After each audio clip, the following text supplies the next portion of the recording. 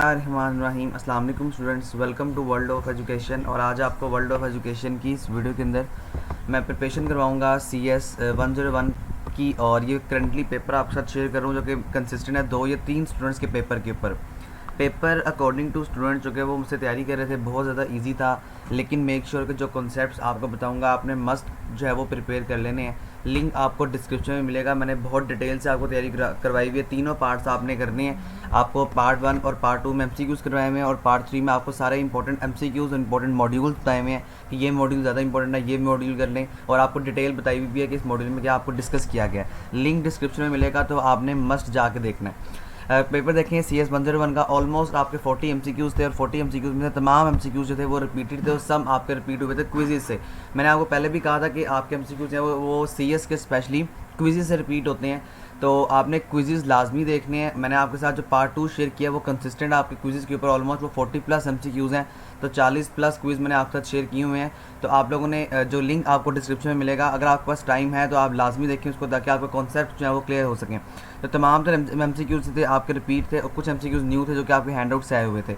अब कुछ MCQs आपके MS वर्ड से थे और MS एक्सेल से थे। अब ये MS वर्ड और MS एक्सेल बड़ा इंपॉर्टेंट कॉन्सेप्ट है। ये वर्ड आपके सामने ओपन है, इसको PDF फॉर्म में मैंने कन्वर्ट इसीलिए नहीं किया क्योंकि ये मैं आपको वर्ड दिखाना चाह रहा हूँ। देखिए जिस तरह बोल्ड है ना, आप यहाँ पे क्लिक करें तो ये देखिए आपके सामने चेंज, मतलब ये तो अभी मेरे पास ये सॉफ्टवेयर प्रॉपर इंस्टॉल नहीं है, लेकिन आप जो है वो अपने MS वर्ड जो कंप्यूटर वाला सिस्टम होगा जहाँ पर आप पेपर दे रहे होंगे वहाँ पे आप जाके क्लिक करेंगे। तो वहाँ पे क्लिक करने के बाद देखिएगा कि आप जब बोल्ड पे क्लिक करेंगे तो उसकी शॉर्टेस्ट की आपके सामने आ रही होगी। आप अंडरलाइन पे क्लिक करेंगे तो उसकी शॉर्टेस्ट की आपके सामने आ रही होगी। आप किसी पर भी क्लिक करेंगे तो उसकी शॉर्टेस्ट की आपके सामने आएगी।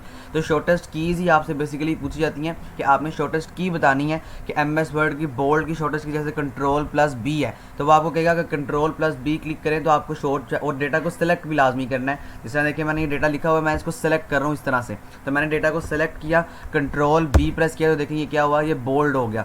Ctrl+I प्रेस किया तो ये इटैलिक हो गया। Ctrl+U प्रेस किया तो ये क्या हो गया, ये जो है ये अंडरलाइन आ गया।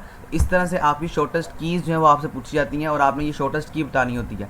नहीं आ रही, नहीं आपको समझ आ रही तो आपने MS वर्ड आपके कंप्यूटर में ओपन करने की परमिशन होती है, वहाँ पे जाएं। जिस तरह आपको बोल्ड के बारे में पूछा गया है, पेंट के बारे में पूछा गया है, बाकी और भी आपके पास ऑप्शन होते हैं, जो कि ये प्रॉपर इंस्टॉल सॉफ्टवेयर नहीं है, तो इसलिए मैं आपको बता रहा हूँ कि आपने उस तरह काम करना है। वो मैंने आपको पार्ट 1 में मेरे ख्याल में बताया हुआ था डिटेल कॉन्सेप्ट, जिसका लिंक आपको डिस्क्रिप्शन में मिलेगा। इंपॉर्टेंट मॉड्यूल्स जो कि MCQs के वाले से बहुत इंपॉर्टेंट है, डैट इज़ 112 112 से लेके 117 तक आपके मॉड्यूल जो इंपॉर्टेंट है। अब इन मॉड्यूल्स में क्या है मैं आपको पहले बता दूं।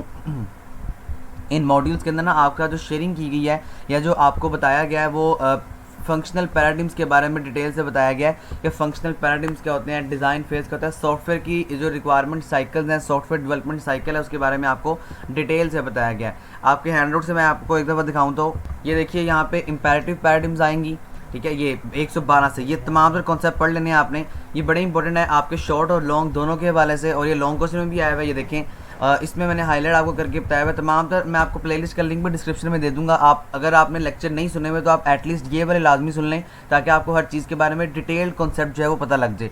ये कुछ इंपॉर्टेंट MCQs हैं अभी तक के पेपर के मुताबिक, अभी तक जो 2-3 पेपर शेयर किए उसमें ये आए हुए हैं, ठीक है। तो मैंने यहाँ पे लिख भी दी हैं कि 112 से लेके 117 तक MCQs जो है एट दिस टाइम, इस पेपर के मुताबिक, इस टाइम के मुताबिक ये बड़े इंपॉर्टेंट है। तो मेक श्योर कि आप लोग कर लें, आपके पेपर में भी आ सकते हैं। उसके आगे देखिए डिफाइन लूप्स। शॉर्ट क्वेश्चन की बात करें, शॉर्ट क्वेश्चन में लूप्स क्या होती हैं। लूप्स की बेसिकली 3 टाइप्स होती हैं, एक होती है वाइल लूप, एक होती है डू वाइल लूप और एक होती है फॉर लूप। तो वाइल लूप वो लूप होती है जिसके अंदर कंडीशन ट्रू होनी चाहिए, ठीक है। डू वाइल का मतलब है अगर कंडीशन फॉल्स भी है तो एक दफ़ा कंडीशन जो है वो मस्ट काम करेगी।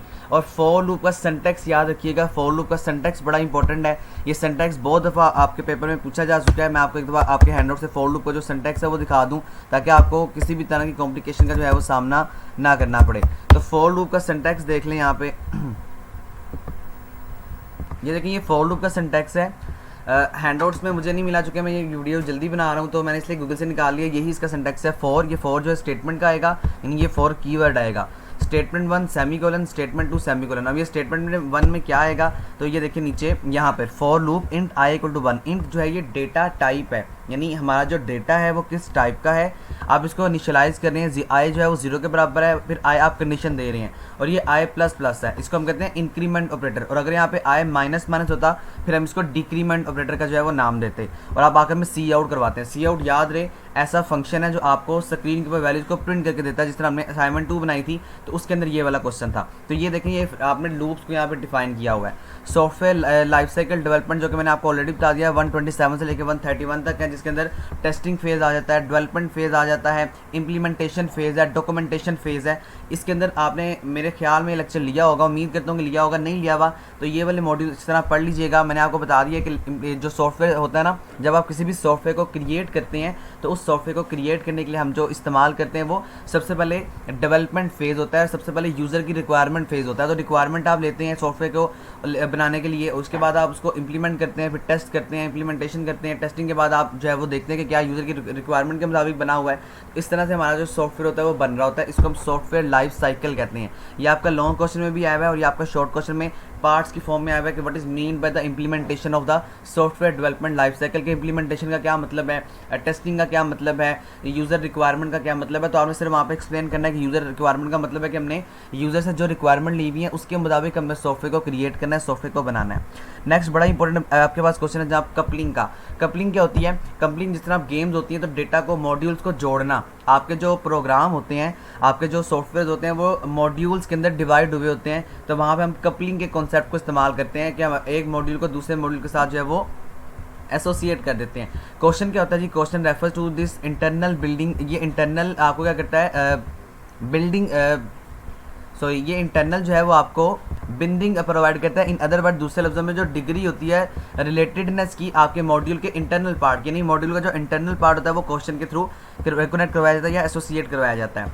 उसके आगे वायरसेस के बारे में पूछा गया। जनाब वायरसेस क्या होते हैं? वायरसेस ऐसे सॉफ्टवेयर होते हैं जो आपके कंप्यूटर को डिस्ट्रॉय करते हैं।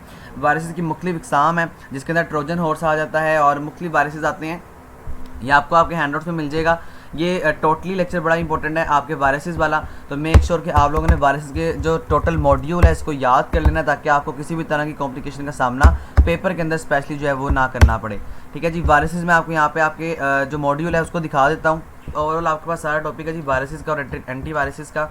इसको आपने देख लेना है। वायरस जो है ये आपके सिस्टम को डिस्ट्रॉय करता है डायरेक्टली और इनडायरेक्टली, और जो एंटी वायरस है ये आपके सिस्टम को प्रोटेक्ट करता है, आपके सिस्टम को जो है वो वायरस से बचा लेता है। तो ये वायरसेस और एंटी वायरस दोनों प्रोग्राम या दोनों क्वेश्चन बड़ी इंपॉर्टेंट है। ये आपसे डायरेक्टली और इनडायरेक्टली आपके पेपर में जो है पूछे जा रहे होते हैं। अब आगे देखें तो MS वर्ड एक्सेल के तमाम से शॉर्ट क्वेश्चन बड़े इंपॉर्टेंट है और ये बहुत दफ़ा आते होते हैं जिसमें आपने ये कहना होता है, जिस तरह देखें how can we bold the text. आप टेक्स्ट को बोल्ड कैसे कर सकते हैं, आप टेक्स्ट को अलाइन कैसे कर सकते हैं, आप एक पैराग्राफ को राइट कैसे करेंगे, पैराग्राफ में आपने अगर स्पेसिंग देनी है तो कहाँ से देंगे। ये देखें यहाँ से हम पैराग्राफ को स्पेसिंग दे रहे होते हैं। बेसिकली ये पूरा तकरीबन सॉफ्टवेयर आप जो है ये अपलोड नहीं है या ये अपडेट नहीं है, तो यहाँ पे इतने ऑप्शन नहीं जो मैं आपको दिखा सकूँ। लेकिन यहाँ से पैराग्राफ को देखिए क्या करते हैं, आप यहाँ से पैराग्राफ की जो भी स्पेस होती है उसको सिलेक्ट करते हैं या उसको जो है वो देखते हैं। इस तरह जो भी आपके सिस्टम में सॉफ्टवेयर होगा वहाँ पे आपको बेसिक नॉलेज के बारे में पता होना चाहिए। बेसिक नॉलेज ही आपसे पूछा जाता है MS वर्ड भी और MS एक्सेल भी। तो MS वर्ड और MS एक्सेल के ये वर्ड के तमाम तो जो शॉर्टेस्ट की हैं और जो एक्सेल इसके जो फार्मूलाज हैं ये आपने याद कर लेने हैं। ये फार्मूला जिस तरह ऐड करना, सब्ट्रैक्ट करना, मल्टीप्लाई करना, मोड लेना, सिलेक्शन करके जो है वो किसी भी नंबर को ऐड करना, किसी भी 2 सेल्स हैं उन सेल्स को आपने क्या करना है, आप उन सेल्स को प्लस करना है, सिलेक्ट कैसे करना है, तो उसकी शॉर्टेस्ट की आपको तमाम चीज़ों के बारे में पता होना चाहिए। तो ये आपके पास कुछ शॉर्ट क्वेश्चन थे जिस शॉर्ट क्वेश्चन में आपको डिटेल से बताया गया था कि इस तरह से आ सकते हैं। मैंने आपको प्रिपरेशन वीडियो में भी बताया था, ऑलमोस्ट वही जो है वो जो मैंने आपको पार्ट 3 में जो है वो शेयर किया हुआ है। आते हैं जनाब लॉन्ग क्वेश्चन की तरफ। तो लॉन्ग क्वेश्चन में CS के इम्पैक्ट्स क्या होते हैं सोसाइटी पे, इन्वायरमेंट पे, और मोस्ट रिपीटेड क्वेश्चन है कि हेल्थ पे क्या इम्पैक्ट डालता है ये। तो ये शॉर्ट क्वेश्चन की फॉर्म में भी आपसे 2-2 नंबर या 3-3 नंबर के पूछे जा सकते हैं। तो ये आपने बताना है कि CS कैसे इम्पैक्ट करता है सोसाइटी को। इसका बड़ा एक इंपॉर्टेंट क्वेश्चन है, इसका एक बड़ा जो मेन क्वेश्चन है वो ये है कि हमारी जो सोसाइटी है उसमें हम CS किस तरह से इम्पैक्ट करवा सकते हैं या कंप्यूटर साइंस किस तरह इम्पैक्ट करवा सकते हैं कि बहुत सारा सिस्टम या बहुत सारा वर्क जो है बड़ा आसान हो चुका है। तो इस तरह से हमारे पास जो है वो CS यानी कंप्यूटर साइंस जो है वो इम्पैक्ट करता है। कंप्यूटर साइंस के बड़े फ़ायदे भी हैं और बड़े डिसएडवांटेजेस भी हैं। तो कंप्यूटर साइंस के डिसएडवांटेजेस भी आपसे पूछे जा सकते हैं, इम्पैक्ट ये मैंने इम्पैक्ट इसलिए यहाँ पे लिखा हुआ है ताकि आपको पता रहे कि इसके डिसएडवांटेजेस भी और एडवांटेजेस भी दोनों आपसे पूछे जाते हैं। इस तरह इन्वायरमेंट पे क्या इसके फ़ायदे और नुकसान हैं वो आपसे पूछे जाएंगे। इसके अलावा हेल्थ पे क्या है, ये बहुत इंपॉर्टेंट क्वेश्चन है और ये जब आपका सिलेबस अपडेट हुआ था तो पहला लॉन्ग क्वेश्चन ये आया था कि आपने हेल्थ के बारे में बताना है कि इसके क्या हेल्थ के जो है वो फ़ायदे भी हैं और नुकसानात भी हैं। फंक्शनल पैराडिग्म जो मैंने आपको ऑलरेडी ऊपर जो मॉड्यूल्स बता दिए थे उसके अंदर से आया हुआ है कि फंक्शनल पैराडिग्म का मतलब क्या होता है। उसके आगे जो हमारे पास MS वर्ड और एक्सेल फार्मूलाज हैं ये आपसे ये बहुत दफ़ा पूछे जा चुके हैं, यानी इसमें भी आपने बताना ये है। तो तमाम जो कॉन्सेप्ट्स हैं आपने MS वर्ड और एक्सेल के याद रखने हैं जी। MS वर्ड में जो मैंने आपको बताया हुआ है कि आपके हैंडनोट्स में लिखा हुआ है ये सारे मॉड्यूल्स कर लीजिएगा, ये लॉन्ग क्वेश्चन में बहुत इंपॉर्टेंट है, लॉन्ग क्वेश्चन में ये आने ही आने होते हैं। उसके आगे बेसिक कॉन्सेप्ट HTML के और जावास्क्रिप्ट के। HTML का मतलब होता है कि आपने टैग्स का इस्तेमाल करना होता है जिसके अंदर हेड टैग आ जाता है, हेड के अलावा हम बॉडी का टैग इस्तेमाल करते हैं। इसके अलावा जो भी आपके पास बेसिक कॉन्सेप्ट है ना सिर्फ आपने वो देख लेने हैं, सिंपल आपने वो याद कर लेने हैं। जिस तरह हेड टैग है, इसके अलावा बॉडी टैग है, और अगर आपने H1 यानी हेडिंग देनी है उसके अंदर H1 टैग है, और जो टैग आपने इस जो है वो ख़त्म स्टार्ट किया उसको आपने ख़त्म भी करना। लाइक इस तरह मैं देखिए यहाँ पर टैग इस्तेमाल करूँ H1 का। H1 किस लिए इस्तेमाल होता है? H1 होता है हेडिंग के लिए। आप इनका मिसाल के तौर पर वर्ल्ड ऑफ एजुकेशन। अब यहाँ पे आपने जो भी H1 को प्रिंट करवाना ना, अब आप इसको ख़त्म भी करेंगे इस टैग के अंदर, तो बैकलाइन आप जिसका हैश कहते हैं इसको डालेंगे और H1 आप इस तरह ख़त्म कर देंगे। तो ये बेसिक कॉन्सेप्ट्स ये आपको पता होना चाहिए। ये हमारे पास जो है वो HTML के बेसिक कॉन्सेप्ट्स हैं। इसके टैग्स के मुतालिक आपसे पेपर में चीज़ें काफ़ी पूछी जा रही हैं, वायरसेस और उसकी टाइप्स के बारे में, जिसमें एंटी वायरस भी आ जाता है, और ये तमाम जो कॉन्सेप्ट है ये पूछा गया है। वेब डेवलपमेंट के आपके ना बेसिक लास्ट मॉड्यूल्स हैं। मैं वो लास्ट मॉड्यूल्स अगर आपको दिखाऊँ तो ये वेब डेवलपमेंट, ये जो HTML टैग्स वगैरह ये इसी के साथ काम करता है। तो ये लास्ट मॉड्यूल आपसे पूछे गए हैं, तो ये वाले लास्ट मॉड्यूल आपने जिस तरह कर लेने जो मेरे ख्याल में 201 से लेकर 220 तक स्टार्ट जो है वो होते हैं। लिंक आपको डिस्क्रिप्शन में मिल जाएगा, तो आप लोगों ने लिंक देख लेना है, वहाँ पे मैंने आपको डिटेल से तमाम जो चीज़ें हैं वो बताई हुई हैं। ये देखें ये तमाम चीज़ें MS वर्ड की आ गई हैं। ये सारे मॉड्यूल्स इंपॉर्टेंट हैं, तो आपने इन मॉड्यूल्स को याद कर लेना। अब यहाँ पे MS वर्ड को मीडिया और लिंक ग्रुप, आप लिंक कैसे कर सकते हैं, ग्रुप हेडर फुटर क्या होता है, ये भी आपका पेपर में पिछले दफ़ा क्वेश्चन बड़ा पूछा गया था हेडर और फुटर के बारे में, और ये मैंने आपको आपके पार्ट 1 में या पार्ट 2 में शायद MCQs वाले पार्ट में भी ये जो है करवाया हुआ है। ठीक है, अब यहाँ पे आगे नेक्स्ट है, तो यहाँ पे आपके पास जो ये है वेब डेवलपमेंट। ठीक है, ये 233 मॉड्यूल 234 मॉड्यूल जिसके अंदर आप इंसर्ट करते हैं इमेजेस को, ये वाले आपने देख लेने हैं। ये सारे मॉड्यूल्स वेब डेवलपमेंट के वाले से इंपॉर्टेंट है, मेक श्योर कि आपने इसको याद कर लेना है। तो यही मैं कह रहा हूँ कि बेसिक कॉन्सेप्ट के बारे में आपको पता होना चाहिए। बेसिक कॉन्सेप्ट उन्होंने मुझे बताए हैं जो पेपर दे कर आए हैं जी। तो बाकी जैसी कोई मज़ीद इन्फॉर्मेशन मिलती है मैं आपको कम्युनिटी टैग जो टैग उसमें लगा दूंगा, या जो कम्युनिटी पोस्ट है वहाँ पे कर दूंगा। तो मेक श्योर कि कम्युनिटी भी वक्तन फ़वक्तन आप देखते रहिएगा। तो ये आपके कुछ 2 या 3 कलेक्शन ऑफ पेपर थे, मेक श्योर कि आपको समझ आ चुकी होगी। कुछ भी समझ नहीं आया मुझे कमेंट्स में बता दीजिएगा। और बाकी अगर किसी का भी CS का 101 का पेपर है, किसी का भी पेपर है जो दे के आया है, वो कमेंट्स में बाकी स्टूडेंट्स के लिए ज़रूर मेंशन कर दें। इंशाल्लाह बाकी स्टूडेंट्स का इससे बहुत सारा फ़ायदा भी हो जाएगा, और मेक श्योर कि आपका फ़ायदा भी इससे जो है वो हो जाएगा। तो ये आपकी वीडियो थी, उम्मीद करता हूँ समझ आ चुकी होगी। प्लीज़ चैनल को सब्सक्राइब ज़रूर कीजिएगा, और अगर आप चैनल पर न्यू हैं सब्सक्राइब के साथ साथ बेल आइकन पर लाजमी प्रेस करने के बाद ऑल पर क्लिक कर दें, ताकि आपको हर नई आने वाली जो वीडियो का नोटिफिकेशन है वो मिल सके। और वीडियो अच्छी लगने पर लाइक और दोस्तों के साथ शेयर भी ज़रूर कीजिएगा। थैंक यू, अल्लाह हाफिज़।